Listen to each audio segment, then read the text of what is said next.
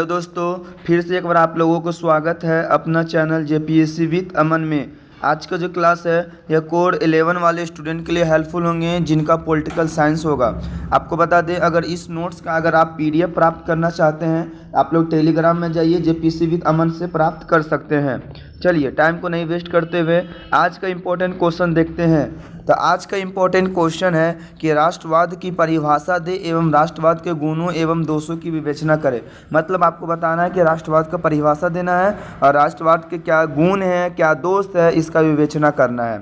तो चलिए आपको ध्यान से इस क्वेश्चन को लिखना है और इस ध्यान से इस क्वेश्चन को पढ़ के जाना है, क्योंकि ये क्वेश्चन जो है ना बहुत ज़्यादा आप लोगों के लिए इम्पॉर्टेंट है। सबसे पहले आप लोगों को क्या करना, परिचय लिखने की कोशिश करना है। एग्जाम में हम हमेशा परिचय इजी वे में लिख के आप लोगों को समझाते हैं। चलिए राष्ट्रवाद का भी परिचय हम इजी वे में आप लोगों को समझाते हैं। जैसे देख सकते हैं कि राष्ट्रवाद को अंग्रेजी में हम लोग नेशनलिज्म कहते हैं। ठीक है, ये कॉमन सा वर्ड है। राष्ट्रवाद को अंग्रेजी में हम लोग नेशनलिज्म कहेंगे। और राष्ट्रवाद जो होता है ना, आपको बता दें, ये दो शब्दों से मिलकर बना होता है, राष्ट्र जोड़ वाद, ध्यान में रखिएगा। और राष्ट्र से अभिप्राय यह है कि नेशन लैटिन शब्द रेशियो से बना, मतलब जो राष्ट्र जो होता है ना वो नेशन लैटिन शब्द नेसो से बना होता है। ठीक है, और जिसका अर्थ होता है जन्म स्थान या प्रजाति। मतलब कहने का मतलब होता है जहाँ आप पैदा होते हैं या तो आपका जो देश या आपका जो राष्ट्र होता है उसी का बात करता है। ठीक है, और वाद से अभिप्राय है कि विचार। वाद से अभिप्राय क्या होता है, विचार। ठीक है, अर्थात दोनों शब्दों को मिलाने से, ठीक है, अब जब दोनों शब्दों का अर्थ अलग अलग देख ली, अब दोनों को मिला कर देखते हैं तो दोनों के शब्द से मिलाकर इसका अर्थ निकलता है जन्म स्थान या अपना देश के बारे में विचार, या जन्म स्थान के बारे में विचार करना या अपना देश के बारे में विचार करना। नोट्स करके देखिए, हम आपको ईजी लैंग्वेज में लिख दिए हैं। राष्ट्रवाद का मतलब होता है अपने राष्ट्र के प्रति प्रेम, ये भी आप लिख सकते हैं। तो इसी प्रकार से हम लोग इसका क्या दे सकते हैं, परिचय आराम से दे सकते हैं ना। कोई दिक्कत हुआ नहीं ना। चलिए अब राष्ट्रवाद का परिभाषा देते हैं। परिभाषा पूछा तो परिभाषा भी देख लेते हैं। तो इसका परिभाषा होता है कि ऐसी भावना, ठीक है, जिसमें लोग अपने से पहले अपने देश के बारे में सोचते हैं उसे ही राष्ट्रवाद कहते हैं। मतलब इसमें ये समझना है कि जो ऐसा भावना होता है ना, जो अपने से पहले खुद को ना देखते हुए किसको देखना, देश को देखना। जैसे देख आर्मी लोग देखिए, अपना नहीं सोचेगा, पहले देश को सोचता है, तो उनके प्रति राष्ट्र भावना ज़्यादा दिखता है, तो उसी को कहते हैं राष्ट्रवाद। ठीक है, और दूसरे शब्दों में कह सकते हैं राष्ट्र का कहने का मतलब होता है अपने देश के प्रति लगाव, वही जो हम आपको अभी समझा दिए। ठीक है, और राष्ट्रवाद को बहुत से विचारकों ने परिभाषित किया है। ऐसा नहीं कि एक विचारक परिभाषित करता, बहुत सारे विचारक परिभाषित किया है। जैसे देख सकते हैं जे.एच. रोज। ठीक है, तो जे.एच. रोज जो है ना, ये कहते हैं राष्ट्रीयता की परिभाषा इस प्रकार देते हैं कि दिलों की एक ऐसी एकता जो एक बार बनकर कभी ना बिगड़े। मतलब ये ऐसे कहते हैं, जो राष्ट्रीयता जो होता है ना, राष्ट्रवाद जो होते हैं ना, मतलब एक दूसरे से मिले हुए रहते हैं, एकता को प्रतीत करते हैं, मतलब एक एकता यहाँ पर सामने में रखते हैं। ये कौन इस तरह से परिभाषा करते हैं राष्ट्रवाद को, जे.एच. रोज। ठीक है, ध्यान दीजिए, इसमें गांधी जी भी इसको परिभाषा करते हैं। गांधी जी कहते हैं ना, देखिए कि इस व्यापक प्रेम को राष्ट्रवाद माना गया है जब उनका कहना है कि हम सब मिलकर रहेंगे, यही राष्ट्रवाद है। मतलब गांधी जी कहना है कि हम लोग मिलकर रहेंगे, इसी को हम लोग क्या कहेंगे, राष्ट्रवाद कहेंगे। तो बहुत सारे विचारक भी थे, उसमें गांधी जी भी विचार देते हैं।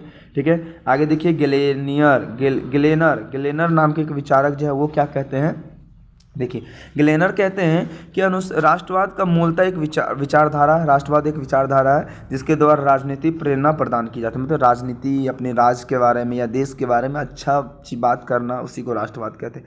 तो इसी प्रकार से हम लोग राष्ट्रवाद का परिभाषा को भी क्या कर दिए, वर्णन कर दिए।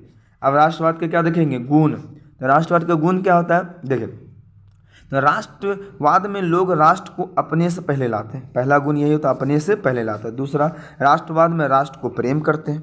ये भी पॉइंट लिख सकते हैं। इसको डिफाइन भी कर सकते हैं अपनी लैंग्वेज में भर के, लेकिन अगर हम तो आपको शॉर्ट में बताना जा रहे हैं, क्योंकि यूट्यूब पे आए तो आपको समझ के जाना चाहिए। समझने के बाद कुछ भी आदमी लिख सकता है, क्योंकि एग्जाम में 20 मार्क्स का क्वेश्चन रहता है, कम से कम 4 से 5 या तो कम से कम 7 पेज लिखना होता है। ठीक है, ध्यान दीजिएगा। ठीक है, तो हमेशा देश के लिए अच्छा सोचता है, राष्ट्रवाद उसी कहते हैं जो हमेशा देश के लिए। ये थर्ड आपका गुण था।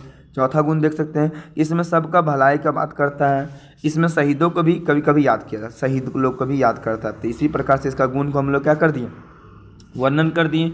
अब हम लोग देखेंगे इसका दोस्त भी क्या है, तो अज्ञानता और अशिक्षा इसका दोस्त है। मतलब शिक्षा के अभाव में व्यक्ति का दृष्टिकोण संकुचित ही हो जाता है और राष्ट्र हित के स्थान पर व्यक्ति हित को सौपर्य देता है। मतलब देखिए, राष्ट्र हित को कम और व्यक्ति हित, जैसे कोई भी अब पर्सनल काम करना लग जाता है, अपने पर्सनल के लिए सोचता है, ये किसका अशिक्षा के कारण होता है। तो ये इसका पहला दोष है।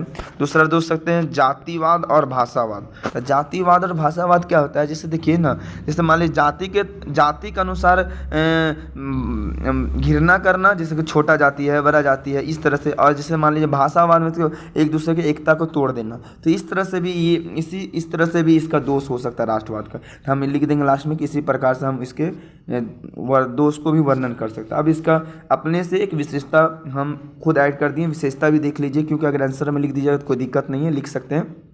ठीक है, देखिए पहला विशेषता एक राष्ट्र। तो सबसे पहले राष्ट्रवाद का मतलब होता है जितने भी आदमी होंगे, जितने भी देश होंगे, सब एक राष्ट्र के बारे में सोचेंगे। जैसे आम सरकार का एक विचार हमेशा राष्ट्र नहीं है, मतलब हमेशा राष्ट्र के प्रति सोचना होता है। दूसरा, समूह की भावना होना। जैसे मान लो आपस में ग्रुप बना रहे हैं, लेकिन ग्रुप भी अपने राष्ट्र के प्रति जोड़ना, तो ये लोगों को आपस में जोड़ने की समान भावना होता है। ठीक है, नेक्स्ट देख सकते हैं भेदभाव, ये भी इसका एक विशेषता होता है। ये भाषा, संस्कृति, धर्म के समय प्रत्येक देश अलग अलग हो जाता है, ये नहीं करना होता है। लास्ट देख सकते हैं समान हित, लोगों के बीच सामान्य हित का अस्तित्व को बनाए के रखना।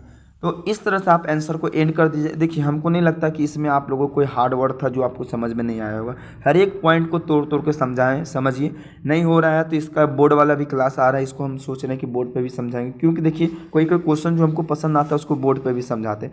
अब जिसको जो जैसा पसंद आए वैसे देख लीजिए, आपको हेल्पफुल ही होगा। ठीक है, अगर आपको आप फिर से बोल देते PDF प्राप्त करना है तो जाइए JPC with Aman Telegram group या चैनल, जहाँ पर भी ज्वाइन करिए वहाँ पर फ्री में PDF मिलेगा, कोई पेमेंट नहीं करना है। ठीक है, बस आपका साथ रहना चाहिए मेरा, है ना। और अपने दोस्तों पास भी शेयर कीजिए ताकि सबका हेल्प हो जाए। ठीक है, फिर मिलेंगे नेक्स्ट क्लास में, तब तक के लिए बाय बाय। एकदम पढ़ाई पर ध्यान दीजिए।